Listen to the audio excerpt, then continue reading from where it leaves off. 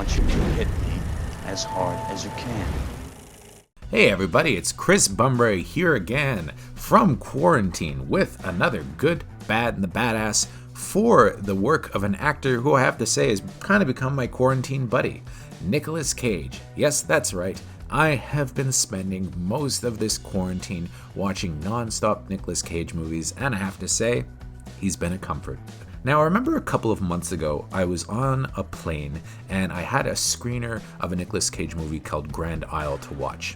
I remember making it only about 5 minutes into the movie and being stunned at how bad it was, to the point that I emailed my boss here at the website, Paul Shirey, and told him that I didn't want to review the movie because it depressed me too much to see Nicolas Cage starring in something that was so schlocky and low budget. In my mind, Nicolas Cage is one of the greatest actors of our generations, and he deserves much, much, much better material than he's gotten over the last decade or so. The thing about Nicolas Cage is that, well, he's had some problems. When he was a big star, he had a ton of money coming in, and, well, he spent it on crazy things like dinosaur bones, castles, Action Comics #1, and, well, a bunch of other things. And, that's fine. Nicolas Cage, you can spend as much money as you want. But he went a little bit overboard and got into some trouble with the IRS and had to take on a lot of stuff that I have to say is so below him that it hurts. Fuck you! The thing is, Nicolas Cage, even in his worst movies, is always worth watching. Unlike a lot of DTV actors these days, people like Bruce Willis, who were once the kings of action movies and who just turn up and shoot, these 2-day excursions in these DTV movies where you could tell they're sleepwalking through the parts, Nicolas Cage, even if his role is small, clearly throws something into his films. He's there to work. I mean, even if you watch him in a movie like Arsenal, where he kind of recreates his iconic character from Deadfall, he's great. Nicolas Cage isn't one to phone it in, and he's always worth watching no matter how bad the movie is. But I have to say, diamonds in the rough like Joe, Bad Lieutenant, Port of Call, New Orleans, even something like The Frozen Ground, and of course the recent Mandy and Color Out of Space are few and far between. Most of the Nicolas Cage movies that come out nowadays are pretty bad. Movies like Rage, Seeking Justice, Grand Isle, The Humanity Bureau, and so many more. You swore not to talk about it! Nevertheless, it can't be denied that Cage forever will be regarded as one of the great actors of our generation and a full-on icon whose performances will endure even if he were to never make another good film. But luckily enough, it looks as though a lot of the movies that he's got coming up, such as Wally's Wonderland, are actually going to probably be pretty good because he's working with some smart people. Ever since Valley Girl back in 1983, he's had a fascinating career. He started off as a quirky leading man in movies like Raising Arizona, which is still one of my favorite movies of his. Peggy Sue Got Married, where his performance is so grating I cannot believe it didn't end up on the cutting room floor. Helped that his uncle, Francis Ford Coppola, was the director. And of course, Wild at Heart, where he wore that amazing snakeskin jacket. Watching some of his movies from back then, you'd probably think he was kind of a weird guy, and I have to tell you, some of his interviews, specifically on the British interview program Wogan, probably gave you the impression that Cage is a weird guy. I mean, I interviewed him twice, and yeah, he's a little bit off kilter, but also very, very nice. I really like Nicolas Cage. He's a cool dude. And what was cool is that in 1992, when he was at the peak of his strangeness following Wild at Heart, he actually turned around and became kind of a romantic comedy guy, making great movies like Honeymoon in Vegas and Trapped in Paradise. It's a wonder that Nicolas Cage has actually never gotten to make another rom-com because, you know what, he's a pretty funny guy. Now, of course, everything changed for him in the year 1995 when he made Mike Figgis's amazing Leaving Las Vegas, where he played probably one of the most convincing big screen alcoholics of all time. It won him an Oscar, but rather than just focus on dramas, he decided to go and make an action movie with Don Simpson and Jerry Bruckheimer and an actor that you may know called Sean Connery. And of course, the movie The Rock went on to become a massive hit and a bona fide classic, making him probably the biggest action star of the 90s, thanks to the back-to-back hits Con Air and Face Off, both of which came out within a month of each other in 1997.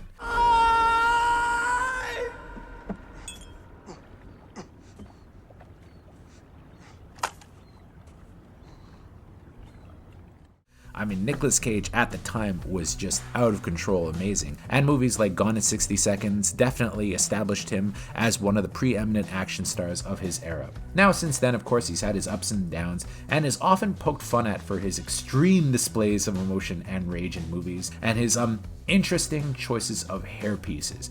But I have to say, he's always been great, even in his really bad movies. He's worth watching, and his body of work on the whole is chock full of gems. In fact, when his movies are really bad, I actually kind of prefer it when Nicolas Cage goes completely insane, because you know what, you can't take your eyes off of him. Now, in terms of best performances, for me this is really a no-brainer. A lot of people will probably say The Rock or Con Air or Face Off or one of his classics, but he's never been better than he was in Mike Figgis' Leaving Las Vegas, for which he deservedly won the Best Actor Oscar. There's no way this is my favorite movie of his, but as far as his performances go, he's just incredible. Movies tend to romanticize alcohol addiction as if there's something attractive about somebody wanting to destroy themselves, and that's really not the case with Leaving Las Vegas. Cage plays alcoholism as hideous, looking like he sweats booze throughout it with bleary red eyes, constant DTs, and worse. You hate him, but you also pity him, and other than adaptation, I don't think Cage has ever gone as deep in a performance since.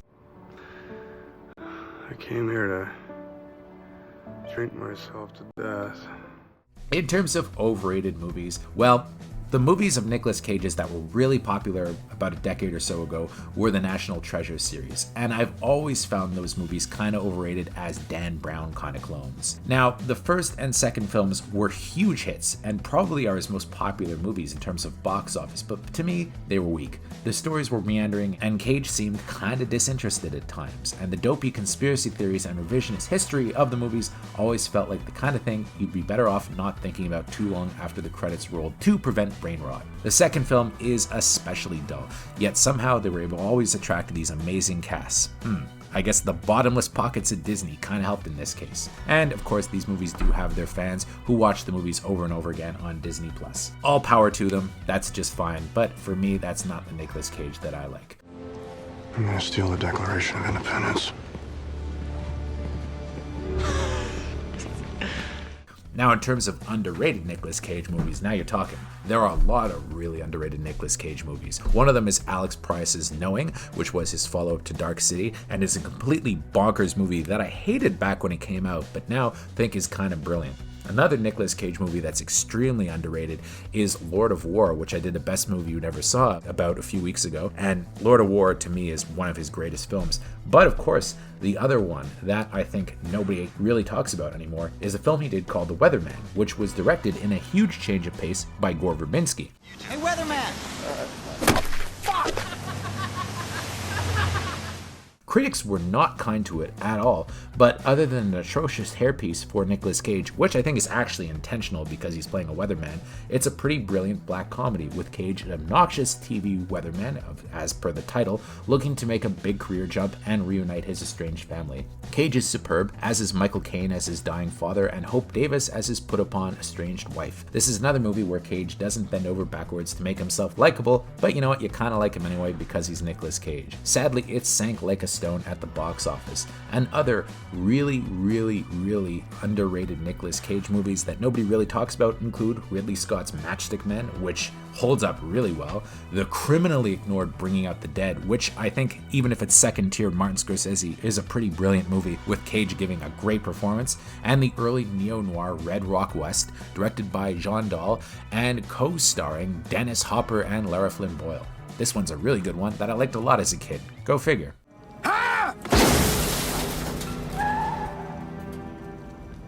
Now, in terms of memorable scenes, I love Cage when he goes insane. One of the great scenes that he's done recently was in Mandy, where he's drinking whiskey and just going nuts. And of course, I also like the part where he snorts the space cocaine and goes insane. That's good too.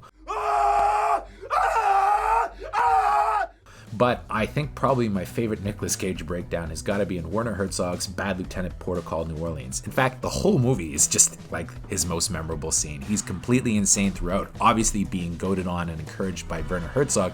And in fact, you could even see Nicolas Cage kind of breaking character and laughing at times, probably because Werner Herzog was acting like a madman behind the scenes. It's a crazy satire of dirty cop movies like Training Day and of course the original Bad Lieutenant that it's ostensibly a sequel to but really has nothing to do with. Cage is downright maniacal, channeling Herzog's own favorite leading man, Klaus Kinski, as a drug addict cop trying desperately to solve a mass murderer. How desperate? Well, in this crazy scene in the film, he chokes off an elderly lady's air supply in order to get her nurse to give him a much needed lead. Only Cage at his absolute craziest could have gotten away with this, and what's even weirder is that you're rooting for him. Yeah, you cheer him along as he chokes this lady's oxygen off. It's just insane, and I do not think that anybody could have ever managed it. Where the fuck is he? I said, where the fuck is he? Now, in terms of top 5 Nicolas Cage movies, I would say that number 5 is probably a tie for me between Adaptation and Joe. Both those movies are terrific for different reasons. Cage's performance in Adaptation is hilarious, Cage's performance in Joe is soulful. Number 4 for me is one of his best action movies, The Rock. I mean, The Rock is just outstanding. As much as I love Con Air and Face Off, both those movies are a little bit cheesy if you revisit them now. Not so with The Rock, it holds up really, really well. Number 3 is definitely Wild at Heart. I mean, if you want to see Cage off the chain, directed by David Lynch, oh yeah, this is one that you have to see. And then number 2 is definitely Raising Arizona. And for number 1, for me, it's a tie between Leaving Las Vegas and, of course, that movie that nobody talks about, Lord of War. That said, there are at least half a dozen or more Nicolas Cage movies that I haven't even mentioned here that are definitely worth seeing. He is the best. If you keep playing the fool, you'll never be seen as real heroes, only as jokes. Got him! Somebody save me. And of course, Nicolas Cage is still working, with him signing on to do Sion Sono's upcoming Prisoners of the Ghostland, which sounds amazing, Wally's Wonderworld, and another intriguing movie called The Unbearable Weight of Staggering Genius, in which he plays Nicolas Cage. So, it seems as though 2020, if we ever get out of quarantine, is going to be a hell of a year for Nicolas Cage, and I hope it brings him back in full force, because if anybody deserves a major comeback, it is Nicolas Cage. Until next time, for JOBLO.com, I'm Chris Bumbray. Snap out of it!